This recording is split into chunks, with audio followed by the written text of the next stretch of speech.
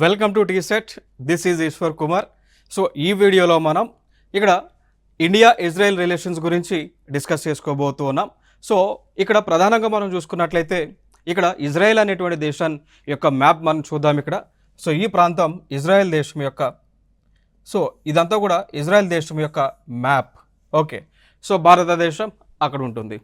So ఇక్కడ ఈ రెండు దేశాల మధ్య రిలేషన్షిప్స్ అనేటువంటివి మరి ఎట్లా ప్రారంభమైనాయి, ప్రస్తుతం రెండు దేశాల మధ్య సంబంధాలు అనేటువంటివి ఏ విధంగా ఉంది, దానితో పాటు ఇజ్రాయెల్ దేశానికి పాలస్తీనా దేశానికి ఎందుకు ఇష్యూస్ వస్తూ ఉన్నాయి, మరి ఆ రెండు దేశాల మధ్య యుద్ధం జరుగుతున్నటువంటి వేళ భారతదేశం ఏ స్టాండ్ని తీసుకుంది, భారతదేశం మరి ఏ దేశానికి సపోర్ట్ చేస్తూ ఉంది, అసలు సపోర్ట్ చేస్తుందా లేదా అనేటువంటి అంశాలన్నీ కూడా మనం ఈ వీడియోలో డిస్కస్ చేద్దాం. So right, let us the start. ఇక్కడ చూడండి, ఇక్కడ time lines of India Israel relations చూసుకున్నట్లయితే 1947లో India had voted against partitioning Palestine at UN. So ఇక్కడ ఏం లేదు, 1947లో యునైటెడ్ నేషన్స్లో ఐక్యరాజ్య సమితిలో ఓటింగ్ జరిగింది. దేనికి సంబంధించినటువంటి ఓటింగ్ జరిగింది అంటే ఫర్ ఎగ్జాంపుల్ ఇది ఇజ్రాయెల్ దేశం అని అనుకుంటే ఇజ్రాయెల్లో ఇంటర్నల్గా పార్ట్గా పాలస్తీనా అనేటువంటి ఇంకొక దేశం ఉంటుంది. పాలస్తీనైన్ లేదా పాలస్తీనా అంటాం. సో పాలస్తీనా అంటాం, లేదా ఇంకొక ఇంగ్లీష్ లైక్ ఫోనెటిక్స్లో పాలస్తీనైన్ అని కూడా పిలుస్తూ ఉంటాం. ఓకే, సో ఇవి యాక్చువల్గా ముందుగా ఈ ప్రాంతం పాలస్తీనా కంట్రోల్లో ఉండేది. దాని తర్వాత ఇజ్రాయెల్ కంట్రోల్లోకి రావటం జరిగింది. వచ్చిన తర్వాత 1947లో ఒక ప్రపోజల్ యునైటెడ్ నేషన్స్లో పెట్టారు.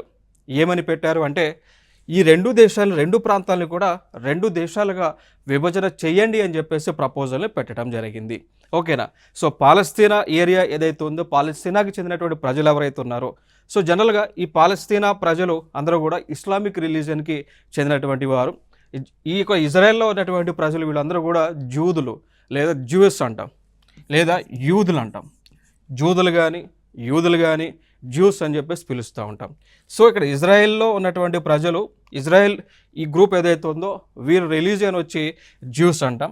ఈ పాలస్తీనానికి చెందినటువంటి ప్రజలు అంటే వీరి యొక్క రిలీజియన్ అరబ్ సంబంధించినటువంటిది, అరబ్స్ అంటాం. ఓకేనా.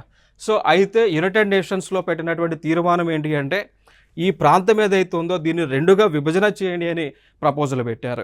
ఆ విభజన ఏ క్రైటీరియా ప్రకారం పెట్టారు అంటే రిలీజియన్ పాయింట్ ఆఫ్ వ్యూలో పెట్టడం జరిగింది. మతం. సో రిలీజియన్ పాయింట్ ఆఫ్ వ్యూలో, మతం ప్రకారం రిలీజియన్ పాయింట్ ఆఫ్ వ్యూలో ఆ ప్రపోజల్ పెట్టారు. మరి దీనికి ఇండియా సపోర్ట్ చేసిందా చేయలేదంటే ఇండియా సపోర్ట్ చేయలేదు. ఇండియా ఏమన్నది అంటే ఒక ప్రాంతాన్ని మత ఆధారితం మీదుగా, సో మత ఆధారితంగా విడగొట్టడం, విభజన చేయటం మాకు ఇష్టం లేదు, మేము సపోర్ట్ చేయమని చెప్పేసి ఇండియా దానిలో ఓటింగ్కి అక్కడ అగెనెస్ట్గా ఓటింగ్ చేయటం జరిగింది. క్లియర్ కదా. సో ఈ ప్రాంతంలో ఉన్నటువంటి రిలీజియన్స్ ఏమున్నాయి, పాలస్తీనా దీని రిలీజియన్ అరబ్ అంటే ఇస్లామిక్ రిలీజియన్, ఇజ్రాయెల్ ఏమో యూదులకు సంబంధించినటువంటి రిలీజియన్ అనమాట. సో దాని తర్వాత 1950లో జరిగినటువంటి పరిణామం ఏంటి అంటే ఇజ్రాయెల్ అనేటువంటి ఈ ప్రాంతాన్ని మనం దేశంగా గుర్తింపించాం. సో ఫైనల్గా ఇక్కడ ఏమన్నాం, ఇజ్రాయెల్ అనేటువంటిది ఒక దేశంగా మనం 1950 నుంచి కూడా రికగ్నైజేషన్, గుర్తింపు అనేటువంటిది ఇచ్చాం. బట్ ఇక్కడ జరిగినటువంటి అంశం ఏంటి, ఇంకొక అంశం, మరి ఇజ్రాయెల్ని దేశంగా గుర్తించాం, పాలస్తీనా ప్రాంతాన్ని దేశంగా గుర్తించామా? అప్పటికి ఆ టైంలో గుర్తించలేదు. ఈవెన్ ఇప్పటికీ కూడా యునైటెడ్ నేషన్స్ ఆర్గనైజేషన్ వాళ్ళు, ఐక్యరాజ్య సమితి వాళ్ళు ఇప్పటికీ కూడా పాలస్తీనా అనేటువంటి ఒక ప్రాంతాన్ని దేశంగా ఇప్పటికీ కూడా గుర్తించలేదు. అదొక అంశాన్ని అయితే గుర్తుపెట్టుకోండి. సో యునైటెడ్ నేషన్స్ ఆర్గనైజేషన్ వాళ్ళు ప్రస్తుతం ఇజ్రాయెల్ ప్రాంతాన్ని మాత్రమే ఒక దేశంగా గుర్తించారు, పాలస్తీనా అనేటువంటి ప్రాంతాన్ని మాత్రం ఒక దేశంగా గుర్తించలేదు. ఇదొక అంశం గుర్తుపెట్టుకోండి. ఇక దాని తర్వాత 1992లో, సో 1992వ సంవత్సరంలో ఇండియాకి ఇజ్రాయెల్కి మధ్య ఫుల్ డిప్లొమాటిక్ రిలేషన్షిప్స్ అనేటువంటివి ప్రారంభమైనాయండి. సో పూర్తి దౌత్య సంబంధాలు ఇండియాకి ఇజ్రాయెల్కి మధ్య 1992 నుంచి ప్రారంభం అవడం జరిగింది. ఇది ఒక ఇంపార్టెంట్ అంశంగా గుర్తుపెట్టుకోండి. ఇక దాని తర్వాత మనం మాట్లాడుకున్నట్లయితే 2017లో Indian prime minister state visit to Israel, becoming the first Indian prime minister to do so. So 2017 సంవత్సరంలో ఆ టైంలో భారతదేశంలో పీఎంగా ఉన్నటువంటి వ్యక్తి ఇజ్రాయెల్ దేశంకి విజిట్ చేశారు. అట్లా ఆ విధంగా భారతదేశం నుంచి వెళ్ళటం మొట్టమొదటి ఆ పీఎంగా మనకి గుర్తుపెట్టుకోవాలి. ఇక దాని తర్వాత వెళ్ళిన తర్వాత రెండు దేశాల మధ్య స్ట్రాటజిక్ పార్ట్నర్షిప్ అనేటువంటి ఒక అగ్రిమెంట్ చేసుకున్నారు. వ్యూహాత్మక భాగస్వామ్యం ఒప్పందం అనేటువంటిది రెండు దేశాల మధ్య, అంటే ఇండియా ఇజ్రాయెల్ మధ్య ఏ టైంలో జరిగింది? 2017లో జరగటం జరిగింది. ఇది ఒక ఇంపార్టెంట్ మైల్ స్టోన్. దాని తర్వాత 2018 మనం చూసాము అనుకోండి. India voted in favour of resolution brought by Turkey and Yemen in UN opposing US decision recognizing Jerusalem as the capital of Israel అండి. ఓకేనా? సో 2018లో టర్కీ దేశము, అదేవిధంగా యమన్ అనేటువంటి దేశం, రెండు దేశాలు కూడా ఐక్యరాజ్య సమితిలో ఒక ప్రపోజల్ పెట్టాయి. ఓకేనా? సో ఐక్యరాజ్య సమితిలో ఒక ప్రపోజల్ని పెట్టాయండి. సో ఆ ప్రపోజల్ ఏంటి అంటే ఇజ్రాయెల్ యొక్క రాజధానిగా జెరూసలేంని గుర్తిస్తున్నట్లు. సో దానికి కూడా ఇండియా అయితే సపోర్ట్ చేయటం జరిగింది.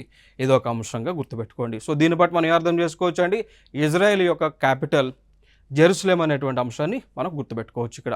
ఇక దాని తర్వాత 2021లో India abstained on resolution that calls on UN human rights council to set up a permanent commission to probe human rights violation in Gaza, West Bank and Palestine. So దాని తర్వాత ఐక్యరాజ్య సమితిలో ఒక ప్రపోజల్ పెట్టారు. ఏ ప్రపోజల్ అంటే పాలస్తీనా ప్రాంతంలో, for example ఇది ఈ బ్లాక్ ఇదేదైతే ఉందో ఇది ఇజ్రాయెల్ పాలస్తీనా ప్రాంతం అనుకుంటే, ఇక్కడ ఈ ప్లేస్లో గాజా స్ట్రిప్ అనేటువంటిది ఉంటుంది, గాజా అంటాం. ఈ ప్లేస్లో వెస్ట్ బ్యాంక్ అనేటువంటి ప్లేస్ ఉంది. ఒక ప్లేస్ ఉంది. అక్కడక్కడ పాలస్తీనాకు సంబంధించినటువంటి వారు నివసిస్తూ ఉన్నారు. ఈ గాజా కానీ వెస్ట్ బ్యాంక్ కానీ ఈ డాట్స్ ఉన్నటువంటి ప్రాంతం ఇదంతా కూడా పాలస్తీనా పరిధిలో ఉన్నటువంటిది. సో యునైటెడ్ నేషన్స్లో తీసుకొచ్చినటువంటి ప్రపోజల్ ఏంటి అంటే ఈ గాజాలో, వెస్ట్ బ్యాంక్లో మీకు చుక్కలు కనిపిస్తున్నటువంటి ప్రాంతాలలో హ్యూమన్ రైట్స్ వైలేషన్, మానవ హక్కుల ఉల్లంఘన జరుగుతుంది అని దానికి సంబంధించి ఒక కమిషన్ ఏర్పాటు చేస్తే దానిలో ఇండియా ఓటింగ్ వేయకుండా అబ్స్టాండ్ అయింది. ఓకేనా? సో ఇది ఒక అంశాన్ని అయితే గుర్తుపెట్టుకున్నా. అంటే ఇండైరెక్ట్గా ఇక్కడ ఇండియన్ గవర్నమెంట్ ఏం చేస్తూ ఉంది అంటే ఇజ్రాయెల్కి, అంటే డైరెక్ట్గా చెప్పకుండా అన్అఫిషియల్గా ఇజ్రాయెల్కి సపోర్ట్ చేస్తూ ఉన్నారు. పాలస్తీనా సంబంధించినటువంటి అంశం వచ్చినప్పుడు అబ్స్టాండ్ అవుతూ ఉన్నారు. ఏదో ఒక అంశాన్ని అయితే మనకు గుర్తుపెట్టుకోవాలి. ఇక దాని తర్వాత మరి ఎందుకు ఇజ్రాయెల్ దేశంతో 1992 వరకు భారతదేశము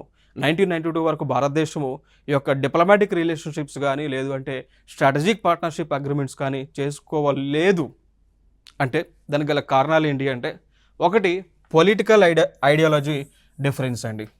కారణం ఏంటి అంటే ఈ కోల్డ్ వార్ వచ్చేటువంటి సమయం కానీ ఈ కోల్డ్ వార్ టైంలో ప్రపంచమంతా కూడా స్ప్లిట్ అవ్వడం జరిగింది. ఒకటి వెస్ట్ బ్లాక్ కానీ, రెండు ఈస్ట్ బ్లాక్ కానీ ప్రపంచ దేశాలన్నీ కూడా స్ప్లిట్ అవ్వడం జరిగింది. వెస్ట్ బ్లాక్కి అధ్యక్షత వహించేది నాటో, అదేవిధంగా United States of America. Eastern బ్లాక్కి మేజర్గా ఉన్నటువంటి అది సోవియట్ యూనియన్ అండి. So Soviet Union organisation. So main country చూసుకుంటే రష్యా అనేటువంటి ఒక దేశం అండి. ఓకేనా? సో ఇక్కడ ఇజ్రాయెల్ అనేటువంటి దేశం మరి ఎటు సైడ్ ఉంది? వెస్టర్న్ సైడా, ఈస్టర్న్ సైడా? ఇజ్రాయెల్ దేశము వచ్చి వెస్టర్న్ సైడ్, అమెరికాకు సపోర్ట్గా నాటో దళాల్లో వన్ ఆఫ్ ది మెంబర్గా ఉండటం జరిగింది. సో మరి ఇండియా ఎటు సైడ్ ఉంది? ఇక్కడ ఇండియా ఎటు పక్క కూడా లేదు. So Indian government India west బ్లాక్కి సపోర్ట్గా లేదు, ఈస్టర్న్ బ్లాక్కి సపోర్ట్గా లేదు. మరి ఎవరి సైడ్ ఉంది? మధ్యలో. దాన్ని నామ్ అంటాం, నాన్ అలైన్డ్ మూమెంట్ అంటాం.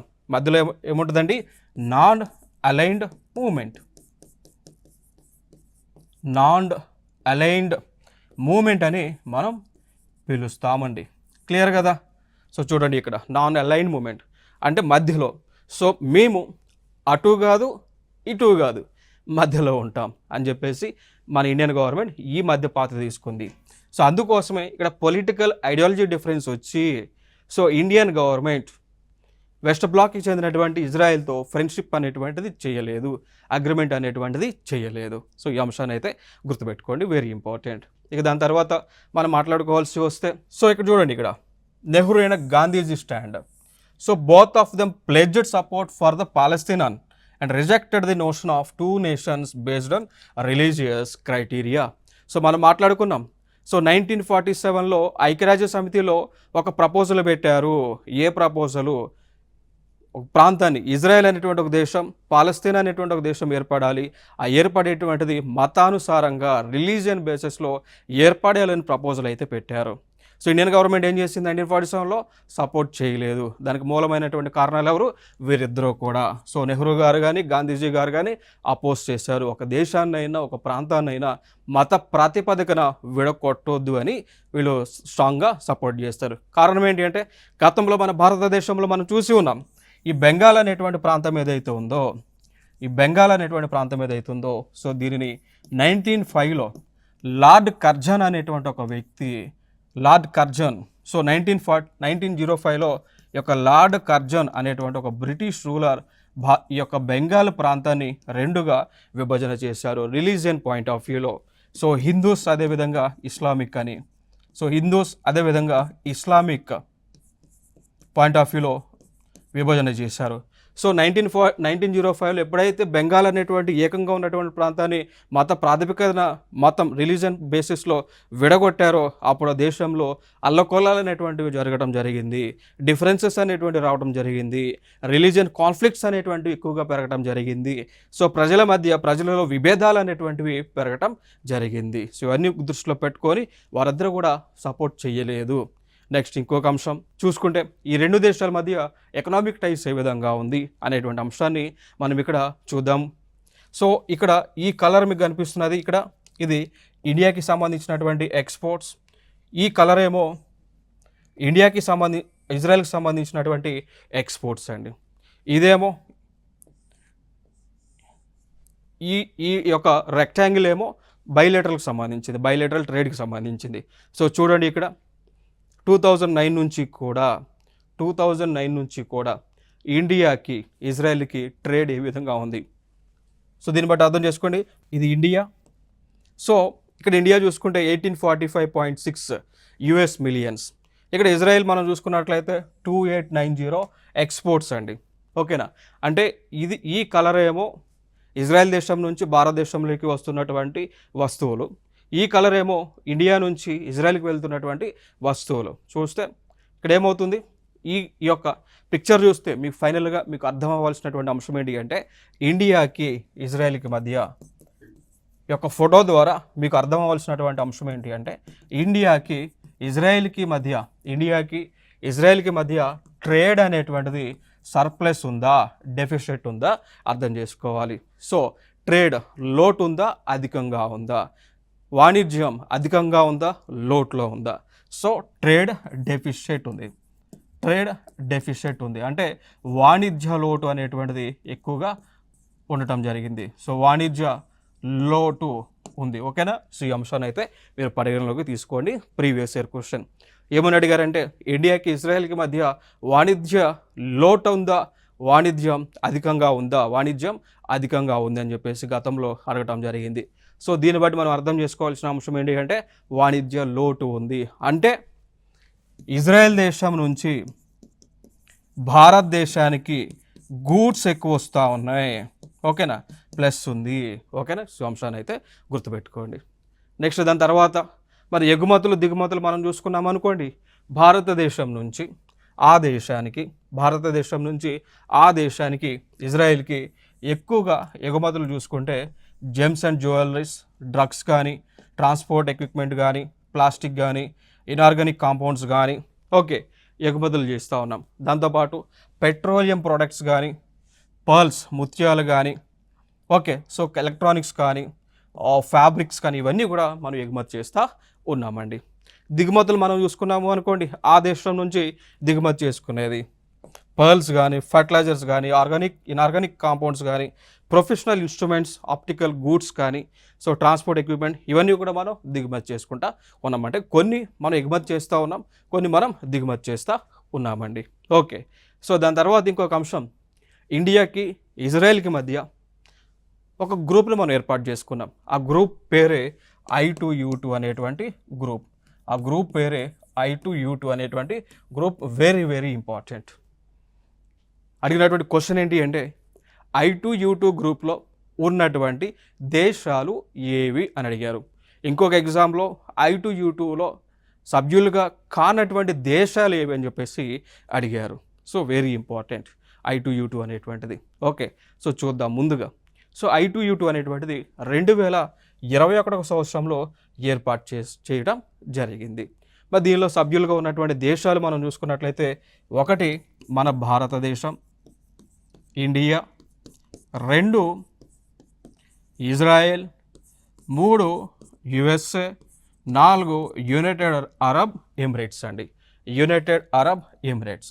సో 4 దేశాలు. చూడండి ఇక్కడ I2U2 అంటే I 2 సార్లు, U 2 సార్లు, I ఇక్కడ 2 సార్లు, I ఇక్కడ 2 సార్లు వచ్చింది కాబట్టి I2, U 2 సార్లు వచ్చింది కాబట్టి U2, కలిపితే I2U2. క్లియర్ కదా? సో 4 దేశాలు కలిపి I2U2 అనేటువంటి ఒక అంతర్జాతీయ సమూహాన్ని ఏర్పాటు చేసుకోవడం జరిగింది. దీని యొక్క ముఖ్య ఉద్దేశం ఏంటి అంటే, ఈ ప్రాంతాలలో, ఈ దేశాలలో సైంటిఫిక్ పరంగా టెక్నాలజీని డెవలప్ చేయటం, ఎకనామిక్ పరంగా డెవలప్ చేయటం, అదేవిధంగా ఈ ప్రాంతాల్లో లా అండ్ ఆర్డర్ ఇష్యూ లేకుండా ఉండటం. ఓకే, సో ఆర్థిక సమానత్వాన్ని తీసుకురావటం, ఉమెన్ ఎంపవర్మెంట్ని, సో మహిళ సాధికారతని తీసుకొచ్చేటువంటి ఉద్దేశంతో ఇవన్నీ కూడా ఈ గ్రూప్ అనేటువంటిది ఏర్పాటు అవ్వటం జరిగింది. ఇదే I2U2ని ఇంకొక పేరుతో పిలుస్తూ ఉంటారు. ఏమని అంటే వెస్ట్ ఏషియన్ క్వాడ్ అని, లేదా మిడిల్ ఈస్ట్ క్వాడ్ అని, లేదా న్యూ క్వాడ్ అని పిలుస్తూ ఉంటారు అండి. సో ఓకేనా? సో ఇదొక ఇంపార్టెంట్. ఇంకొక అంశం, క్వాడ్ అని వచ్చిన పేరు ఏంటి? క్వాడ్. ఎందుకు క్వాడ్ అంటే ఈ ప్రాంతాన్ని క్వాడ్ అని పిలుస్తూ ఉన్నారు అంటే లైక్ వెస్ట్ ఏషియా క్వాడ్ అని, మిడిల్ ఈస్ట్ క్వాడ్ అని, న్యూ క్వాడ్ అని ఎందుకు పిలుస్తూ ఉన్నారు అంటే దానికి ఒక కారణం ఉంది మిత్రమా. ఆల్రెడీ క్వాడ్ అనేటువంటి ఒక గ్రూప్ ఉండటం జరిగింది. అర్థమైందా? సో క్వాడ్రిలేటరల్ సెక్యూరిటీ డైలాగ్ అనేటువంటి గ్రూప్ ఆల్రెడీ ఏర్పాటైంది. సో దానిలో ఉన్నటువంటి సభ్యులు మనం చూసుకున్నట్లయితే, ఎలాగో భారతదేశం ఉంటా ఉంది, భారతదేశంతో పాటు యునైటెడ్ స్టేట్స్ ఆఫ్ అమెరికా, దాని తర్వాత జపాన్ అనేటువంటి ఇంకొక దేశం, దాని తర్వాత ఆస్ట్రేలియా అనేటువంటి ఇంకొక దేశం ఉండటం జరుగుతూ ఉంది. సో టోటల్గా 4 కంట్రీస్ ఉన్నాయి. సో దీంట్లో కూడా 4 ఉన్నాయి. సో అవి కూడా అక్కడ 4 ఉన్నాయి. క్లియర్ కదా?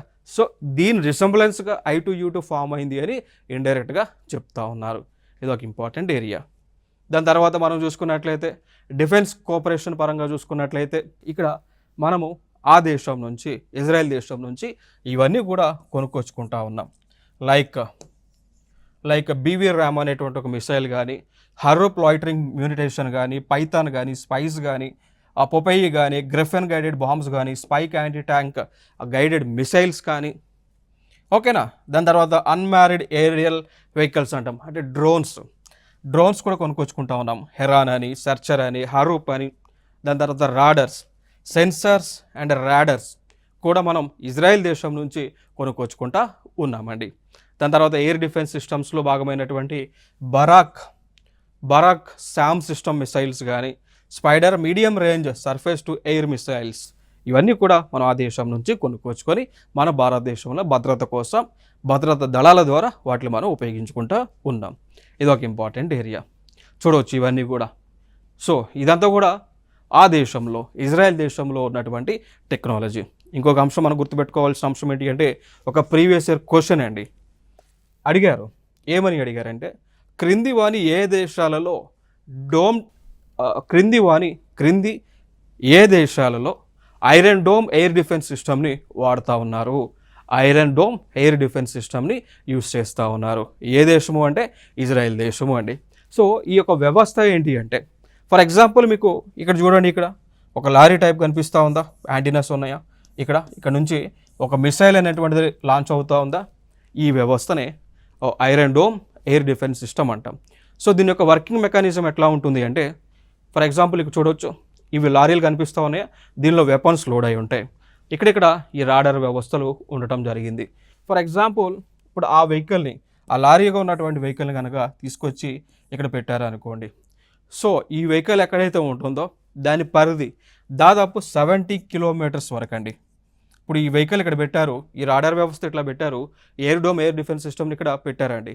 సో దీని పరిధి 70 కిలోమీటర్ల వరకు ఆ ప్రాంతంలోకి శత్రు దేశాలకు చెందినటువంటి మిసైల్స్ కానీ బాంబులు కానీ వచ్చినటువంటి వెంటనే దీని నుంచి ఈ యొక్క బాంబ్స్ అనేటువంటివి, ఈ యొక్క మిసైల్స్ అనేటువంటివి లాంచ్ అయ్యి వాటిని ధ్వంసం చేస్తాయండి. ఇప్పుడు మన పాత సినిమాల్లో మనం చూస్తుంటాం, లైక్ పాత సినిమాల్లో, పౌరాణిక సినిమాల్లో మనం చూసుకున్నప్పుడు ఇటుపక్క నుంచి బాణం వేస్తే అటుపక్క నుంచి ఇంకొక బాణం వచ్చి ఆ బాణాన్ని ధ్వంసం చేస్తుంది. అదే టెక్నాలజీని ఇజ్రాయెల్ ఇప్పుడు ఉపయోగిస్తూ ఉంది. సో దీన్ని iron dome air defence technology అంటాం. సో వెహికల్ ఇక్కడ ఉంది కదా, ఈ రేడియస్లో, ఈ 70 కిలోమీటర్స్ రేడియస్లో ఎటువంటి బాంబ్స్ వచ్చినా కానీ దీని నుంచి మిసైల్స్ అనేటువంటివి లాంచ్ అయ్యి వాటిని ధ్వంసం చేయడం జరుగుతూ ఉంది. అట్లా టెక్నాలజీని ఇజ్రాయెల్ వాడుతూ ఉంది. ఇదే టెక్నాలజీ భారతదేశం దగ్గర లేదా అంటే భారతదేశం దగ్గర కూడా ఉన్నది. సో భారతదేశం దగ్గర కూడా ఈ టెక్నాలజీ ఉంది, మనం తెచ్చుకున్నాం. S-400 సేమ్ అదే టెక్నాలజీ. S-400 అనేటువంటి డివైజెస్ ద్వారా ఇది రష్యా వాళ్ళు తయారు చేశారు, వాళ్ళ దగ్గర నుంచి మనం కొనుక్కొచ్చుకున్నాం. వాళ్ళ దగ్గర నుంచి కొనుక్కొచ్చుకొని అదే టెక్నాలజీని భారతదేశం సరిహద్దులు అనేటువంటి పాకిస్తాన్ దగ్గర చైనా దగ్గర మనం వాడుతూ ఉన్నాం. క్లియర్ కదా. సో అదే టెక్నాలజీ భారతదేశం దగ్గర కూడా ఉంది అండి. ఇది ఇక్కడ ఇంపార్టెంట్గా మనం గుర్తుపెట్టుకోవాలి. దాని తర్వాత వ్యవసాయానికి సంబంధించినటువంటి అగ్రిమెంట్స్ మనం చూసుకున్నట్లయితే ఇండియా ఇజ్రాయెల్ మధ్య వ్యవసాయం డెవలప్మెంట్ కోసం అగ్రిమెంట్స్ చాలా జరిగి ఉన్నాయి.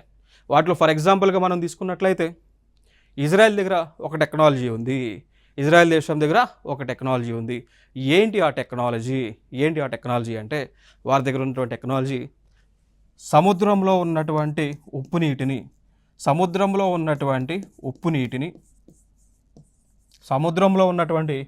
నీటిని మంచినీరుగా మార్చి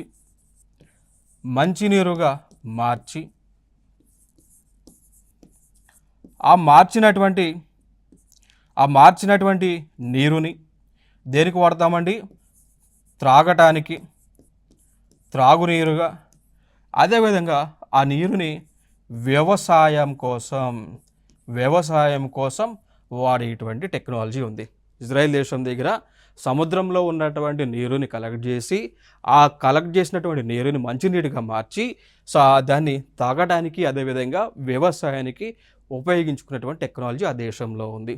సో ఆ టెక్నాలజీని నరేంద్ర మోడీ గారు ఆ దేశ పర్యటనకు వెళ్ళినప్పుడు ఆ టెక్నాలజీని మనం అడాప్ట్ చేసుకోవడం జరిగింది, వాళ్ళతో అగ్రిమెంట్ చేసుకున్నాం. సో ఇక టెక్నాలజీ ఏదైతే ఉందో, ఇప్పుడు ఈ వెహికల్స్ ఏవైతే ఉన్నాయో ఆ వెహికల్స్ని మన భారతదేశానికి వారు ఇవ్వటం జరిగింది. సో ఈవెన్ ఇదే టెక్నాలజీని మనం లక్షద్వీప్ అనేటువంటి కేంద్రపాలిత ప్రాంతం ఏదైతే ఉందో అక్కడ ఈ టెక్నాలజీని మనం ఎస్టాబ్లిష్ చేసామన్నమాట. సో అక్కడ ఎస్టాబ్లిష్ చేసి లక్షద్వీప్ ప్రాంతం చుట్టూ కూడా సముద్రం నీరే ఉంటుంది కదా. ఏ సముద్రం? అరేబియన్ సముద్రం. సో అరేబియన్ సముద్రంలో ఉన్నటువంటి ఉప్పు నీరుని కలెక్ట్ చేసి ఆ నీరుని లక్షద్వీప్లో ఉన్నటువంటి ప్రజలకు తాగటానికి ఇస్తూ ఉన్నాం. సో ఆ టెక్నాలజీ ఎక్కడి నుంచి తీసుకొచ్చాం? ఇజ్రాయెల్ దేశం నుంచి తీసుకొచ్చాం అనమాట. ఇది ఒక ఇంపార్టెంట్గా మనం గుర్తుపెట్టుకోవాలి. ఓకే, సో ఇదే టెక్నాలజీ భారతదేశంలో లక్షద్వీప్ ప్రాంతంలో మనం వాడుతూ ఉన్నాం. ఇటీవల ఇండియాకి మాల్దీవ్స్కి 2 దేశాల మధ్య గొడవ వచ్చినప్పుడు, ఇష్యూస్ వచ్చినప్పుడు వెంటనే ఇజ్రాయెల్ వాళ్ళు మళ్ళీ ఆ యొక్క ఈ ఎక్విప్మెంట్స్ ఏవైతే ఉన్నాయో ఇవి భారతదేశానికి ఇవ్వటం జరిగింది. చూడవచ్చు ఆ ప్రాసెస్ అంతా కూడా మీరు చూడొచ్చండి. ఇక్కడ సముద్రంలో ఉన్నటువంటి నీరును కలెక్ట్ చేస్తుంది ఇక్కడ. ఓకే, ఈ పైపుల ద్వారా సముద్రంలో ఉన్నటువంటి నీరును కలెక్ట్ చేస్తారు. ఇక్కడ ఒక ఫిల్టర్ అనేటువంటిది ఉంటుంది. ఈ ఫిల్టర్లో కొన్ని ఛాంబర్స్ లైక్ కార్బన్, ఈ ఫిల్టర్ లోపల కార్బన్ మెటీరియల్ కానీ లేదంటే శాండ్ పార్టికల్స్ కానీ ఇసుక రేణువులు కానీ ఇవి ఇక్కడ ఉండడం జరిగింది. ఓకే, సో దీని గుంట వెళ్ళేటువంటి నీరు కార్బన్ పార్టికల్ ద్వారా లేదు అంటే ఈ యొక్క శాండ్ పార్టికల్స్ ద్వారా ఈ యొక్క ఉన్నటువంటి సాల్ట్ అంతా కూడా ఫిల్టర్ అవుతుంది. సో ఫిల్టర్ అయ్యి ఆ నీరు మళ్ళీ దీంట్లోకి పోతే సో దీనికి అడిషనల్గా బయట నుంచి ఒక ఎనర్జీ ఇచ్చి దీనిలో ఉన్నటువంటి ఉప్పు నీరుని కానీ ఉప్పు మొత్తాన్ని కానీ మినరల్స్ని కానీ మొత్తాన్ని కూడా ఫిల్టర్ చేసి కిందకి పంపించేస్తారు. సో నీటిలో ఉప్పు, సోడియం, క్లోరిన్ లాంటివన్నీ కూడా పోతే బయటకు వచ్చేదే ఫ్రెష్ వాటర్ అనమాట. సో ఆ ఫ్రెష్ వాటర్నే మనం తాగడానికి వాడుతూ ఉన్నాం. ఆ ఫ్రెష్ వాటర్నే వ్యవసాయానికి కూడా వాడుతూ ఉన్నారు. సో టెక్నాలజీ ఇప్పుడు భారతదేశంలో ఉంది. ఎక్కడి నుంచి వచ్చింది? ఇజ్రాయెల్ దేశం నుంచి మనం తెచ్చుకున్నాం అనమాట. చూడొచ్చు ఇవన్నీ కూడా అవి ఫిల్టర్స్. డీసాలినేషన్ ప్లాంట్స్ అంటాం. ఈ ప్లాంట్స్నే డీసాలినేషన్ ప్లాంట్స్గా పిలుస్తూ ఉంటాం. ఇక దాని తర్వాత మనం మాట్లాడుకోవాల్సి వస్తే ఇండియాకి ఇజ్రాయెల్కి మధ్య science and technology point of వ్యూలో సైన్స్ అండ్ టెక్నాలజీని ఇక్కడ డెవలప్ చేయడానికి ఇండియా, ఇజ్రాయెల్ కలిసి ఒక ఫండ్ని ఏర్పాటు చేసుకున్నారు. ఫండ్ అంటే ఒక నిధి అండి. ఒక నిధిని ఏర్పాటు చేసుకొని ఉన్నారు. ఆ నిధి పేరు ఏంటి? Industrial R&D and technological innovation fund అండి. అర్థమైందా? సో ఆ నిధి పేరు ఏంటి అంటే ఇండియా, ఇజ్రాయెల్ రెండు దేశాలు industrial research and development and technological innovation fund. దాన్ని I4F అంటాం. అంటే I అనేటువంటిది 4 times వచ్చింది. చూడవచ్చు కదా. ఇప్పుడు I ఇక్కడ చూడండి, ఇండియాలో I ఉంది, ఇజ్రాయెల్లో I ఉంది, ఇండస్ట్రియల్లో I ఉంది, ఇన్నోవేషన్లో I ఉంది. సో 4 Iలు అంటే I4F తర్వాత F ఉంది, ఫండ్ అనమాట. సో దీని యొక్క ముఖ్య ఉద్దేశం ఏంటి అండి? రెండు దేశాలు కలిసి సాంకేతికంగా కొత్త టెక్నాలజీలను డెవలప్ చేయటం. సో కొత్త టెక్నాలజీ డెవలప్ చేసి ఆ టెక్నాలజీ ఓరియంటేషన్లో మెషినరీ, సో కొత్త మిషన్స్ని తయారు చేయటం చేసి అవన్నీ కూడా రెండు దేశాల ప్రజలకు ఉపయోగపడే విధంగా ఉపయోగించడం అనమాట. క్లియర్ కదా? సో ఇదొక R&D ల్యాబ్, గుర్తుపెట్టుకోండి. నెక్స్ట్ చూసుకున్నట్లయితే ఇంకొక అంశం ఏంటి అంటే ఇక్కడ ఇజ్రాయెల్ దేశంలో కొన్ని గ్యాస్ ఫీల్డ్స్ ఉన్నాయి. ఓకేనా? సో ఈ ప్రాంతాల్లో మీరు చూడవచ్చు, ఇక్కడ ఇజ్రాయెల్ దేశం పరిధిలో ఇక్కడ గ్యాస్ ఫీల్డ్స్ ఉన్నాయి. లైక్ అవి తమార్ అని, లెవితాన్ అనేటువంటిది. ఓకే, సో వీటిపైన సో ఆ గ్యాస్ ఫీల్డ్స్ పైన హక్కులను భారతదేశానికి ఇజ్రాయెల్ కేటాయించింది. సో భారతదేశానికి చెందినటువంటి కొన్ని కంపెనీలు ఉన్నాయి. Oil and natural gas Videsh అని, ఈ భారతదేశానికి చెందినటువంటి కంపెనీలు. Oil and natural gas Videsh అని, భారత్ పెట్రోలియం రిసోర్సెస్ కంపెనీ అని, ఇండియన్ ఆయిల్ అని, ఆయిల్ ఇండియా కంపెనీలను ఉన్నాయి. సో వీటికి ఆ యొక్క గ్యాస్ని, ఆయిల్ని వెలికి తీసేటువంటి పర్మిషన్ని ఇజ్రాయెల్ దేశం ఇచ్చింది. ఇది ఒక బెనిఫిటే కదా. సో అవే అక్కడ ఉన్నటువంటి ప్లేసెస్లో ఆయిల్ని మనం ఎక్స్ప్లోర్ చేసుకొని వెలక తీసి మన భారతదేశానికి పంపించుకొని మనం యూస్ చేసుకోవచ్చు. సో ఇది మెయిన్గా మనం గుర్తుపెట్టుకోవాల్సినటువంటి అంశం. ఇంకొక అంశం ఏంటి అంటే ఇక్కడ ఇజ్రాయెల్ దేశం చెందినటువంటి వారు భారతదేశంలో కూడా నివసిస్తూ ఉన్నారు. సో ఇజ్రాయెల్ మూలాలనేటువంటి వారు జూదులు అంటామా లేదా జ్యూస్ అంటామా? ఓకే, సో వాళ్ళు భారతదేశంలో నివసిస్తూ ఉన్నారు. ఫర్ ఎగ్జాంపుల్గా తీసుకుంటే ముంబైలో ఉన్నారు. దాని తర్వాత కేరళ దగ్గర కొచ్చిన్లో ఉన్నారు, వెస్ట్ బెంగాల్లో ఉన్నారు. దాంతోపాటు ఈశాన్య రాష్ట్రాల్లో కూడా జూదులు లేదా జ్యూస్ అనేటువంటి వారు నివసిస్తూ ఉన్నారు. దాని తర్వాత ఇజ్రాయెల్కి పాలస్తీనా గురించి కాన్ఫ్లిక్ట్ గురించి మనం మాట్లాడాల్సి వస్తే ఒకసారి ముందు మనం వాటి యొక్క మ్యాప్స్ చూద్దాం. ఓకే, సో 1970లో 1917వ సంవత్సరంలో ఈ విధంగా మ్యాప్ ఉండేది. ఈ ప్రాంతం అంతా కూడా ఇజ్రాయెల్ ప్రాంతం. ఇదంతా కూడా ఇజ్రాయెల్. అక్కడక్కడ వైట్ కలర్ చుక్కలు ఉన్నదేమో ఇజ్రాయెల్. ఓకే, సో ఈ డాట్స్ ఇక్కడ ఇది ఇజ్రాయెల్, ఇదంతానేమో పాలస్తీనా. దాని తర్వాత ఈ పాలస్తీనా ప్రాంతాన్ని ఇజ్రాయెల్ వాళ్ళు క్యాప్చర్ చేయడం మొదలుపెట్టారు. సో క్యాప్చర్ చేస్తూ 1948 1967 మధ్య మ్యాప్ ఈ విధంగా ఉంది. సో ఈ మధ్యలో ఉన్నటువంటి వాళ్ళు పాలస్తీనా, వీళ్ళు ఇజ్రాయలీస్ అన్నట్టు. ఓకేనా? సో చూడచ్చు, అంటే ఇది 1917లో ఉన్నటువంటి మ్యాప్ ఇక్కడ చూడండి, ఇక్కడ సేమ్ కలర్ ఇక్కడ కనిపిస్తూ ఉంటుంది. సో వీళ్ళందరూ కూడా పాలస్తీనా, వీళ్ళు ఇదేమో ఇజ్రాయలీస్ అనమాట. దాని తర్వాత జూన్ 1967 ఈ విధంగా ఉంది. ఈ పాలస్తీనాలో ఉన్నటువంటి ప్రాంతం లైక్ దీన్ని వెస్ట్ బ్యాంక్ అంటాం, దీన్ని మనం ఏమని పిలుస్తామండి, వెస్ట్ బ్యాంక్ అని పిలుస్తాం, దీన్ని గాజా అని పిలుస్తూ ఉంటాం. ఓకే, సో ఈ విధంగా చూసారు కదా, ఈ విధంగా ఇజ్రాయేలీలు మొత్తం కూడా ఈ యొక్క ప్రాంతాన్ని క్యాప్చర్ చేస్తూ వస్తున్నారు. ఫైనల్గా ఇప్పుడు ఉన్నటువంటి మ్యాప్ అనమాట. ఇంకా ఫర్దర్గా చూస్తే ఇప్పుడు ఇజ్రాయెల్కి పాలస్తీనాకి యుద్ధం జరుగుతూ ఉంది కదా, సో ఈ ప్లేసెస్ కూడా ప్రస్తుతము లేవు. కంప్లీట్గా ఈ ప్రాంతం అంతా కూడా ఇజ్రాయెల్ వశం అవడం జరిగింది, రైట్. సో ఇవి ఇప్పుడు ఇండియాకి ఇజ్రాయెల్కి మధ్య ఉన్నటువంటి సంబంధాలుగా మనం చెప్పుకోవచ్చు. ఓకే, సో ఫర్దర్ నెక్స్ట్ వీడియోలో సరికొత్త అంశాలతో మేము ముందుకు రావడం జరుగుతుంది. This is Eshwar. Thank you.